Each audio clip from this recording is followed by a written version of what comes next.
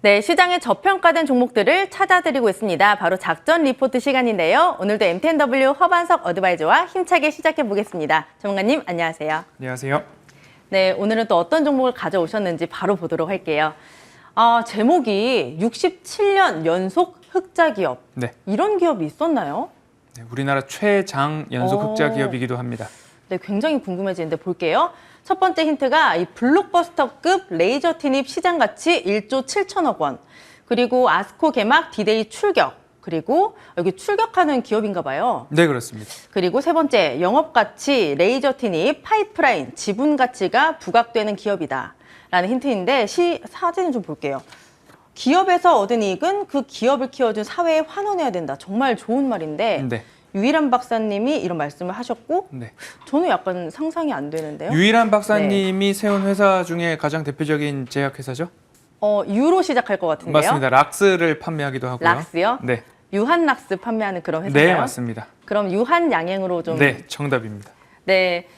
근데 사실 바이오 기업 같은 경우에는 모멘텀이 많기는 하지만 굉장히 좀 부담스럽게 접근이 되는 그런 기업이거든요. 그렇습니다. 가져오신 이유가 궁금합니다. 제가 바이오 기업을 네. 많이 어려워하기도 하고 많이 다루지는 않는 네. 섹터이기는 한데요. 그럼에도 불구하고 바이오 기업을 가지고 올 수 있었던 이유 중에 하나는 흑자 기업이라는 것 자체가 가장 큰 모멘텀이다라고 말씀을 드리고 싶고요. 뭐 분기로 따지면 2000년도 이후에 추적 관찰했을 때 89분기 정도? 89분기요? 네. 그럼 2000년도 이후에 연속 흑자를 기록을 하고 있고요. 지금 뭐 레이저 티닙이라고 해서 비소 세포 폐암 관련한 치료제인데요. 이어서도 자세하게 말씀을 드리고 싶고요. 그리고 미국의 종양학회 그리고 나머지 갖고 있는 지분 가치들도 하나하나 좀 따져보고자 합니다.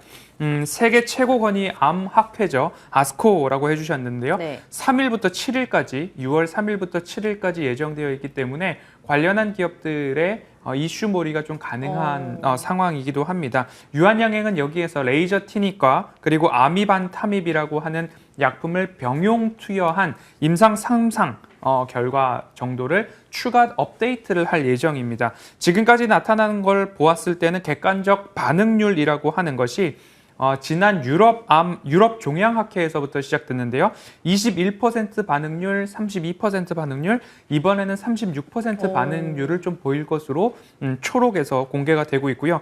기존의 폐암 치료제라고 한다면 타그리소라고 하는데요. 이 타그리소를 투여받으면서 치료를 받던 환우들이 이제 내성이 생겼을 경우에는 그 다음 차례로 어떤 약을 투여해야 할지 기존 치료제가 표준 치료제가 마땅치 않은 상황입니다. 하지만 이 재발 관련한 환우들에게 이 레이저 티닙 관련된 부분들을 투여했을 때의 반응률이 좋게 나오고 있다라는 점이 하나의 좀 모멘텀이 될 것 같습니다. 그간 블록버스터급 모멘텀이다라고 말씀을 좀 드려왔는데요. FDA 3상 결과가 나오고 그리고 출시까지 됐을 때는 앞으로 매출 1조 원까지도 2029년경이면 그 정도는 달성할 수 있지 않을까 기대감들이 좀 나오고 있습니다. 왜 그런가 하면 타그리소 같은 경우에는 2015년 출시 이후에 출시 5년 만에 50억 달러 매출을 달성을 했는데요. 이 레이저 티닙 같은 경우에도 2024년까지 임상 3상 결과를 가지고서 2025년 출시할 경우 5년 정도 뒤죠. 2029년경에는 매출액 1조 원, 영업이익 5천억 원까지도 전망이 되고 있는 블록버스터다라고 말씀을 드릴 수 있고요. 그리고 이 레이저 티닙의 매출액 전망을 본다면 2024년 임상 3상 결과 이후 그리고 시장 가치를 봤을 때 2032년까지 어마어마한 거의 1,600만 달러 이상의 가치를 좀 볼 수 있는 매출액이 증가할 것으로 예상되는 아주 반복적으로 말씀을 드리는데 블록버스터다라는 이야기 꾸준하게 나올 수 있을 것 같습니다. 그리고 연구 결과와 여러 가지 가치 평가를 좀 할 수 있을 것 같은데요. 지난 10년 동안 어마어마한 연구 개발비가 투여가 됐습니다. 2010년도 200억 원부터 시작을 했어요. 17년도 1,037억 원, 20년도 2,226억 원까지 연구 개발비 투여가 어마어마하게 나왔는데 부담감은 있었지만 이 10여 년 동안의 연구 개발비, 과감한 투자가 이제 결실을 맺을 때가 되었다라고 보시면 좋을 것 같고요.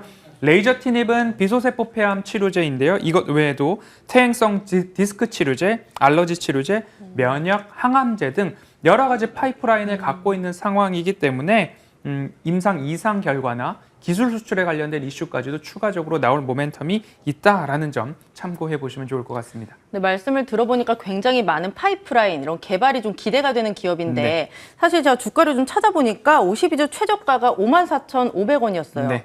그런데 이제 조금씩 올라오는 모습이 있거든요. 하지만 여전히 저평가되어 있다고 보시는 거죠? 네, 앞서서도 말씀드렸지만 임상 2상 이상 진행되는 파이프라인들이 굉장히 많습니다. 네. 세포폐암, 비소세포폐암뿐만 아니라 퇴행성 디스크 그리고 면역 치료제까지도 다 있는 상황이고 이 중간중간에 그 라이센싱 아웃, 기술 수출이 일어났을 때에는 또 회사로 수취되는 로열티들이 있기 때문에 그 부분들 좀 참고를 해보시면 좋을 것 같고요.